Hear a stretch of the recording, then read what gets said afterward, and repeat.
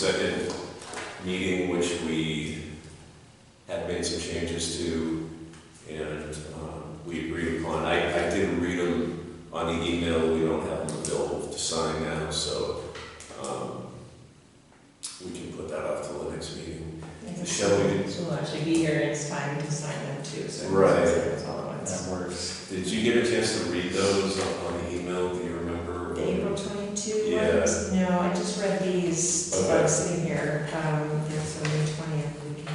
Okay, so part of the first item also is to approve the minutes of the last meeting, the May 20th meeting. Any questions or comments on those minutes? A lot of information, but I Yeah. couldn't find anything that seemed really Yeah, I mean, correction. yeah, just everything seemed pretty accurate. I mean, I don't want to overread it, but I think it was pretty good. So do we have a motion then to accept those? The motion to accept the May 20th, 2024 minutes. Okay, I'll second that. All in favor? Aye. Okay, so the minutes from the May 20th meeting are approved. Do we have a copy of those for signature or? One of those copies can be Okay. signed if you want to do Yeah, it. we'll just use this one. Yeah. Or she did actually include an extra copy as well. Yeah, I'll just hold on to this then.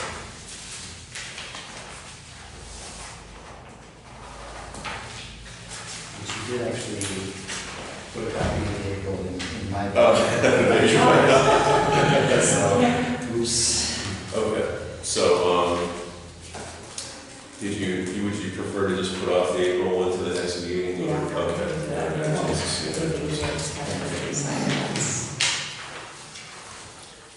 Okay, next item is health department updates, and we have several items there that seem to be mostly old business, I guess, so do you want to just go through those one at a time, Micah? Yeah, just kind of updates on the different departments.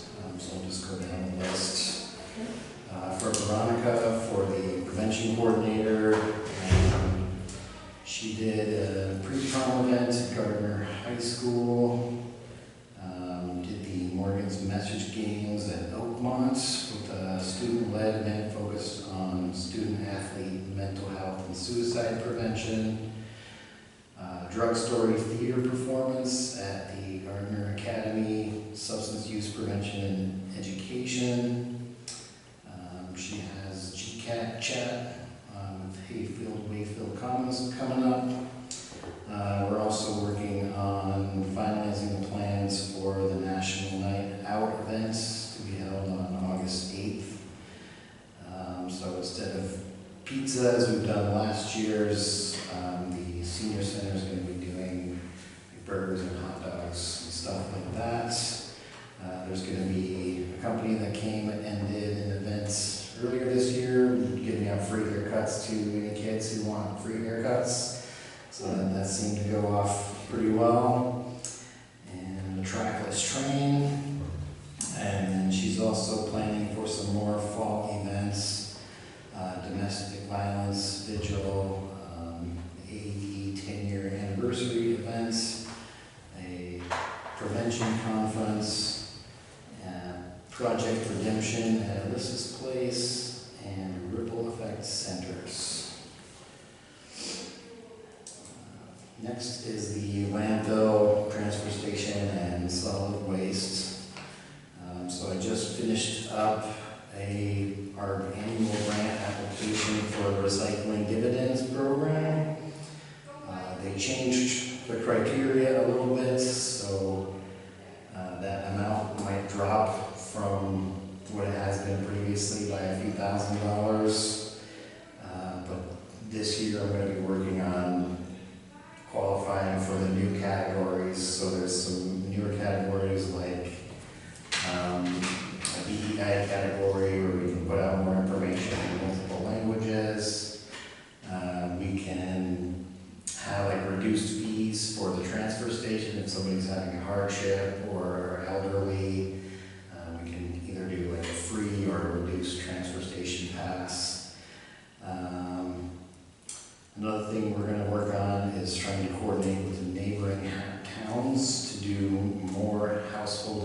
waste collection days. Right now we do 2. If we can do more than that in conjunction with other towns, we'll qualify for more points. We also want to increase enforcement on curbside recycling, just because we do still get a lot of issues with things going over recycling bins that shouldn't be in there, and then Harvey either leaving it on the street or taking it. They need to be making sure it's always left and not collected, so we're working on that. And then I also finished up a grant application to start a swap shop at the transfer station. So we'll need to, if we do get that grant, we'll need to work up some guidelines and procedures for that. But it's up to $6,000 for a container or a shed for any items that might still be of use to someone else. But we definitely don't want to be collecting junk in there, so we're going to have to put something in place to make sure that happens if we get the grant, which hopefully we will. At the landfill, we were starting this year, we were required to test at a lower detectable limit for, it's called 1,4-dioxane. So we did our first test with the new lower limits in April, and the test results came back as exceeding the new lower limits. So we just did resampling last week, and we'll see what those results look like and send those off to DEP and coordinate from them as far as if and what we would need to do for those results. What would be the causes of high readings? I don't really know. It's like a volatile organic chemical, so it could just be leaching out of everything that's in the transfer station. I'm not really sure what the source would be. So 1,4-dioxane? 1,4-dioxane. Yeah, I'm familiar with So, this day. They must have some way of meeting that. yeah, or it's just, it is something that I think occurs pretty commonly. It's a pretty common contaminant, so. It's a ether type of organic compound. Yeah. Carcinogen. Lowered the level of it. Okay. So we will basically send the results to DEP, and then. So what happens if we're still lower? I actually don't know that either. I've been in contact with CEC or environmental consultants, and it could be something that's not an issue that we don't need to do anything, or it could be something where there may have to be some remediation.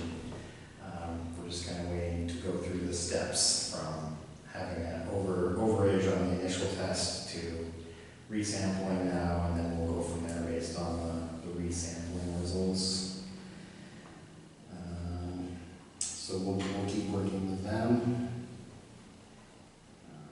And I just got the scope of work for the erosion repairs that are needed on the landfill as well. So now that I have that, I'm going to start calling contractors and getting quotes for all that to be done, hopefully in the fall.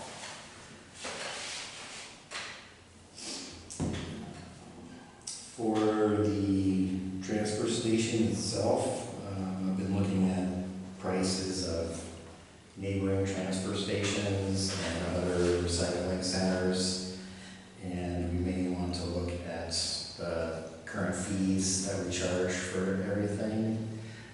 So what I can do is I can put together a list for the next meeting as far as what we're charging now, what some of the surrounding towns are doing, and some of the costs that come with that. I'll put that together in a packet for the board to look at.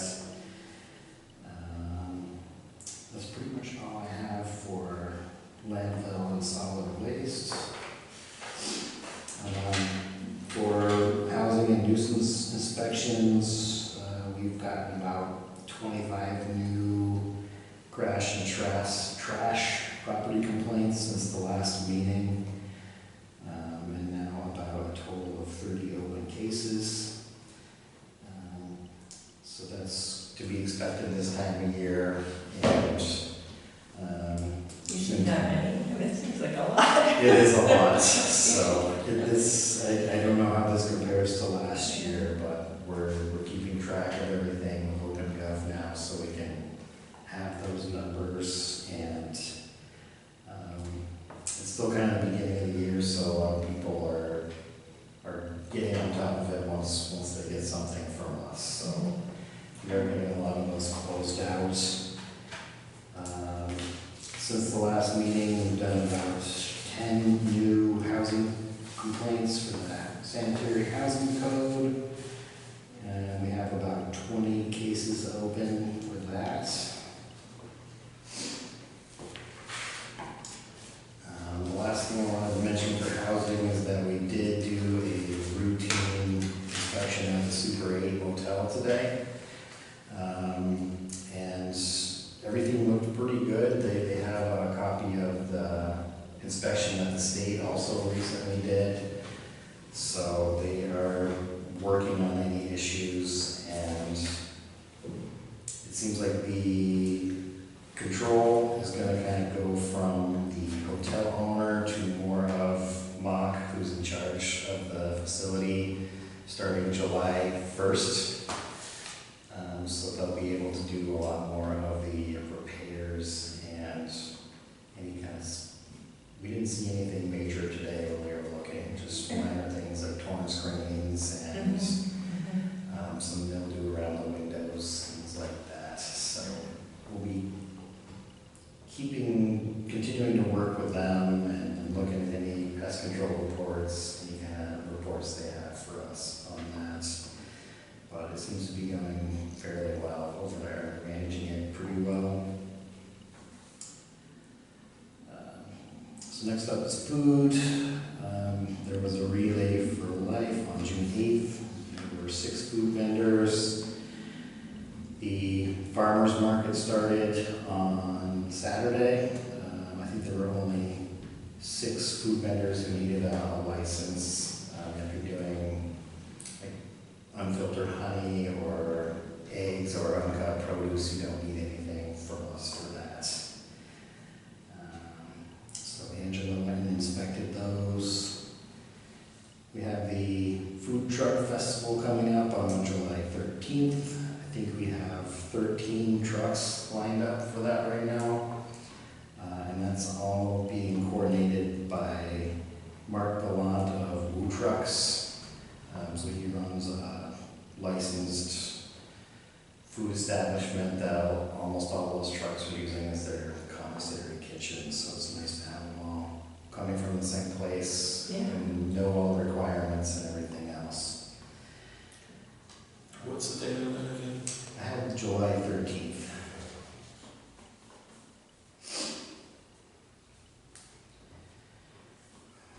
We had 2 unrelated foodborne illness complaints. They were both due to Campylobacter, but they were different establishments, different people, different foods.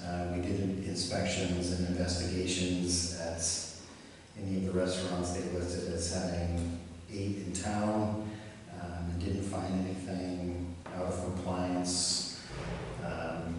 Temperatures were good, food was labeled, dated, we didn't see any issues there, so nothing to tie the 2 cases together right there. Seems like are we going on a few months now where we're getting 2 or 3 complaints a month, or? It has been that way, so. I mean, I don't remember in the past us getting that many complaints, you know, but. It could be something from like the state as far as how things are getting put into the Maven system, and they're actually trying to use it now. I'm signed up for Maven, so they're able to send me all the case information, and it could just be that things are getting communicated a little bit better as far as some of those cases. still quite a while from when they test positive till we get notified about it, which makes it really difficult to track anything down in a restaurant. Right, because it's definitely like documented salmonella or something like that. It's not just somebody had a viral bug and they thought it was something they ate. I mean, 'cause These were both documented positive tests Yeah. for Campylobacter. Okay. And they were completely unrelated parties, Mhm. different everything, so it is kind of unusual. And it was the same thing before, right? When we had a couple, they were unrelated, and so there's no common theme tying these various months' complaints together as far as location or type of food or anything like that. Nothing really. Everything has been either a different establishment or a different food or different onset period. And last month it was more norovirus cases, which was also unusual because a lot of times that doesn't actually get a test done. They just assume that's what it is and treat for it. So, yeah, it is kind of curious why it's going about this way. Yeah. But We'll have to keep an eye on it, I guess. we are, and Eddie is kind of up to full speed, and he's out doing full inspections on his own now, so. Good. Those were good training opportunities for him. So he and Angela combined for 29 inspections since the last Board of Health meeting. Last week we did have quite a few different emergencies and shutdowns. So we had one accidental fire suppression system discharge. We had an exterior fire caused by cigarettes that ended up impacting restaurants' bathrooms. We had one restaurant doing renovations without any protection for the food or the food area or a building permit, so we had to intervene there. And then we had one establishment where when we did our routine inspection, we found their refrigeration equipment was not holding temperature, and we had to get them to throw out quite a bit of product. So that was it was a busy week on the food front, but it's all been taken care of. So. Well, good work.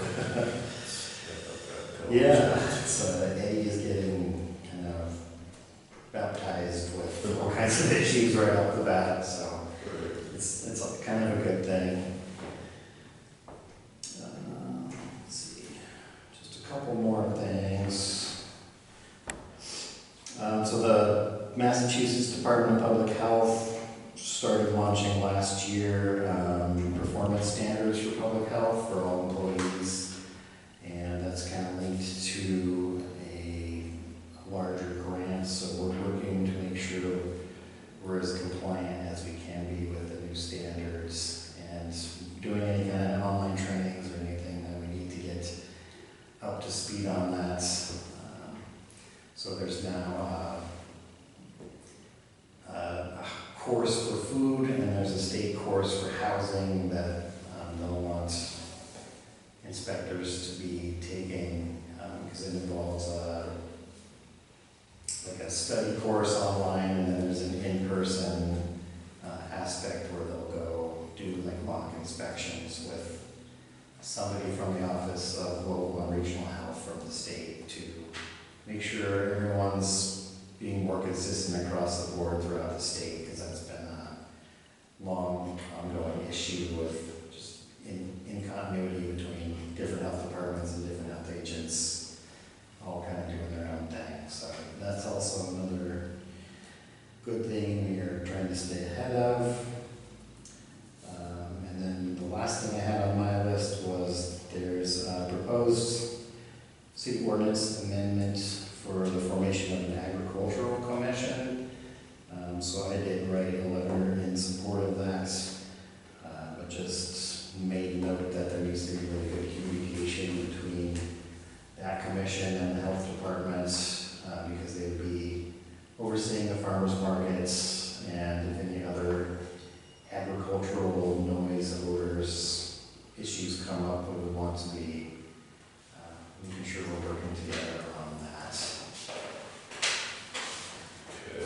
Did I miss, was there anything on that Title V certification? What was that? Oh, I did pass my soil evaluator class. Oh, nice. So I have that finally. Congratulations.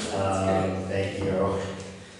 And then I did have one other note on Title V, which would be that the 400 Matthew Street, it was the variance that we extended in January. Right.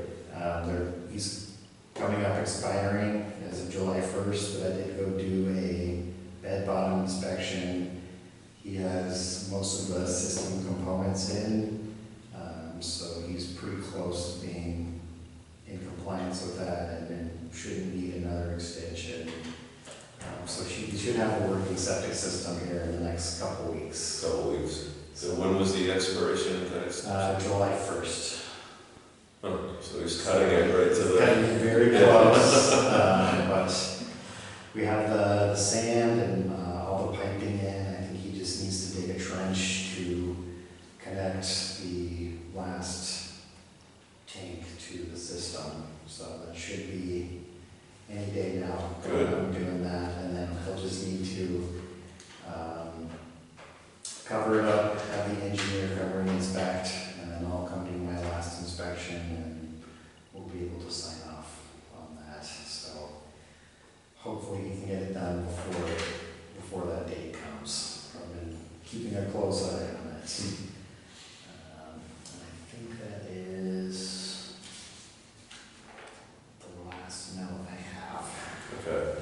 So any other old business? Anything? I was wondering about Dunn's Pond water testing, because I know last time it was just starting to be tested, and now they have the red flag up that the bacteria count is high again, and I'm thinking we have this heat wave coming, and people are just gonna start going in.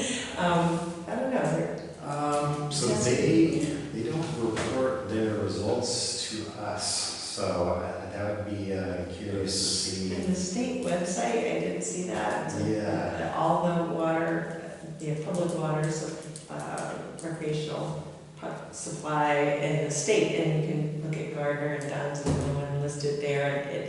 As of last time I checked, it was still a go, but that was before, I think, the last 2 weeks they've had the red flag out. So is there anything they can do to treat it, to remediate that, or is it just something that Not maybe really. no, because It's- last summer, I think it was out of commission. Yeah. So the level that they're looking at are coliform bacteria, so Yeah. I don't think there's a whole lot they can do to actually treat the water, but as far as, trying to keep geese and ducks from spending too much time there, or animals, they could look and see if there's any kind of runoff coming from anything that might be leading to that. A lot of times it's just waterfowl and human activity is going to lead to that. With the spike in temperature, is everything's going to go up now with bacterial levels. So, yeah, that is We must have like an alternative water sprinkler or something there, like an outdoor Yeah. sprinkler, just so people can we should do cool a off if they're not splash treating pad. things Right. like going in water. Yeah. Yeah. Yeah, it's Yeah. unfortunate. It is. It is. But so far, the Lithuanian Club Beach has been within pretty close to almost zero for their results so far. So we'll keep an eye on that as well, Mhm. though. And I did take a look at speaking of water, the citywide report for the citywide water, and I know Sue is interested in that, so I was gonna save that for the next meeting. We can kind of go over those water test results, but I didn't see anything immediately that was a cause for concern. I think it was high levels of manganese. Mhm. I didn't really see much else that was out of limit, so. Now, was there PFAS testing specifically in connection with that, or I know we had talked about that before, but... Not that I know of, so I think right now they're just doing at the wastewater treatment plant, is the only place I'm sure they're testing for it. Yeah. But, Okay. and it has come up with the environmental consulting firm that we will eventually be required to test for that, so it's just something to prepare for. Right. Because they're expanding how they're looking at that across the board. So. Okay, that takes care of old business, I guess. Do we have any new business to discuss? I mean, I think some of the stuff you brought up was new business as It well. We is, had a little bit of an overlap there, but I'm in the process of retooling the agenda, and we're gonna change that up again for the next meeting. So Yeah. it'll be a little more accurate. okay. Just because it's a separate category, you have to Yeah, bring it up. exactly. That's why. Yeah. So, anything else, Shelley? That we can, okay. Questions? It just sounds like you're very busy, so. Yeah. Appreciate everything you're Yes, it is. Even with the addition of Eddie and Angela doing housing, I'm still jumping in on housing inspections and nuisance complaints. And just today I went out and just to do one housing complaint, and I had neighbors coming up to me and ended up with 2 more. So it's yeah, it's kind of just when it rains it pours. Yeah. It's like your busy time of year, I think. It is. Yeah, it is. Okay, so I guess we just need to set a date for the next meeting at this point. In July, I'm thinking of way the last week of July, that includes the first 2 days of August, where I could do before that, and, yes, schedule works. So we'd be looking at the 22nd then? Is that- Yes. Okay. I could do 22nd, if everybody else can. Yeah, I think that would work for me. Why don't we set it for the 22nd? We can check with Sue, and if we have to change it, we can do that. Yep. Okay, so next meeting set for July 22nd.